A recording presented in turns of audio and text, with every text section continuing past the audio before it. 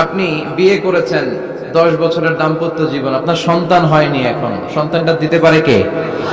নাকি মাজারে গেলে সন্তান পাওয়া যায়? অনেকে মাজারে যে মানত করে সন্তান পাওয়ার আশায়, এরকম লোক আমাদের আশেপাশে আছে না নাই? একটু আকল খাটান আর বুঝবার চেষ্টা করেন। মাজারে গেলে যদি সন্তান হতো, তাহলে গরুর যে বাচ্চা হয়, ছাগলের যে বাচ্চা হয়, ছাগল কোন মাজারে যায়? গরুর যে বাচ্চা হইলো, গরু কোন মাজারে যে বাচ্চা পেল? কথা বুঝতে পেরেছেন? তার মানে কোন মাজার থেকে সন্তান পাওয়া যায় না। কোন বাবার দরবারে গেলে সন্তান পাওয়া যায় না। কেউ কাউরে কিছু করে দিতে পারে না, করে দিতে পারে একজন, তিনি কে? সব সময় সে আল্লাহর প্রশংসা করার দরকার আছে না নাই? কম কম না বেশি বেশি? আল্লাহর প্রশংসা করতে হবে বেশি বেশি। বিশ্বনবী ঈসা ইসলাম মসজিদে নববীতে একটা হাদিসের বঙ্গানুবাদ শোনাই আপনাদেরকে। তিনি মসজিদে নববীতে নামাজ শুরু করেছেন আল্লাহু আকবার বলে। বিশ্বনবীর মসজিদে নববীর জামাতের পদ্ধতি ছিল, সেখানে আমরা যেমন আমাদের মসজিদে শুধু পুরুষরা যাই, ওনার মসজিদে শুধু পুরুষরা যেতেন না, নারীরাও যেত। সুবহানাল্লাহ পড়ে। হিজরা, হিজরা চিনেন? ডাক্তারি ভাষায় এদেরকে বলে হার্মোফ্রোডাইট। ডাক্তার যারা আছেন বুঝবেন, হার্মোফ্রোডাইট, বাইসেক্সুয়াল, উভয় লিঙ্গ এরা, মিডল জেন্ডার, পুরুষও না নারীও না, এরকম করেও আল্লাহ কিছু মানুষ বানায়। আমরা যে পুরুষ হয়েছি, বানিয়েছে কে? আমাদের বোন, আমাদের মা, ওদেরকে নারী বানিয়েছে কে? আবার আমাদের অনেকের সন্তান পুরুষও হয় না, নারীও হয় না, মাঝামাঝি আরেকটা জেন্ডার হয়, বাইসেক্সুয়াল বলে, শিমেল, হিজরা। ওদেরকে হিজরা করে বানালো কে? আপনি আর আমি হিজরা হইতে পারতাম না? পারতাম। আমার বোন, আমার মা, ওরা হিজরা হতে পারতো না? পারতো। সবার পরীক্ষা। আমরা ছেলে হয়েছি, আল্লাহ আমাদেরকে ছেলে বানিয়ে পরীক্ষা করছেন। যারা নারী হিসেবে দুনিয়ায় এসেছে, আল্লাহ তাদেরকে নারী বানিয়ে পরীক্ষা করছে। যারা হিজরা হয়ে পৃথিবীতে এসেছে, তারা হিজরা, আল্লাহ তাদেরকে হিজরা বানিয়ে পরীক্ষা করছে। পুরো পৃথিবীটাই পরীক্ষা। এজন্য হিজরা দেখলে হাসাহাসি করবেন না।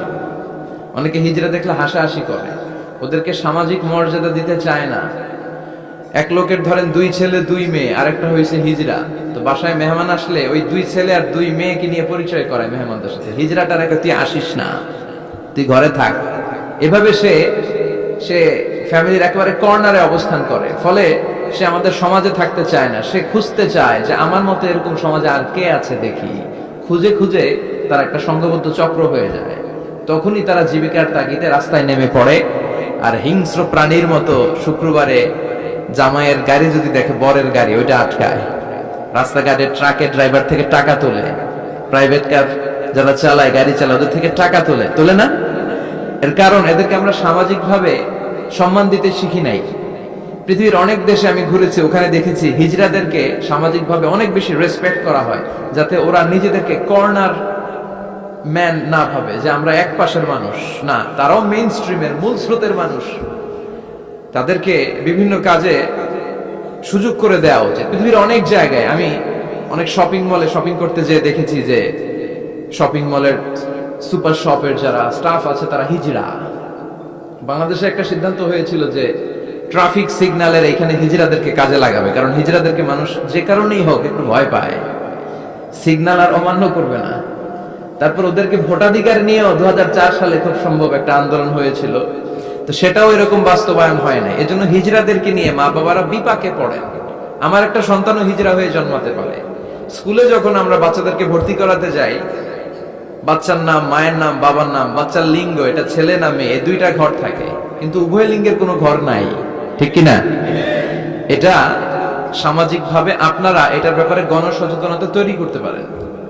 এখানে কেউ চেয়ারম্যান আছে কিনা আজকে জানি না, তিনি হচ্ছেন এলাকার leader, member of the parliament. যারা আপনারা যারা নেতা শ্রেণীর আছেন, তারা হিজড়াদেরকে খুঁজে তাদেরকে নিয়ে একটা সোসাইটি করতে পারে, যে তাদেরকে কাজের ব্যবস্থা করা।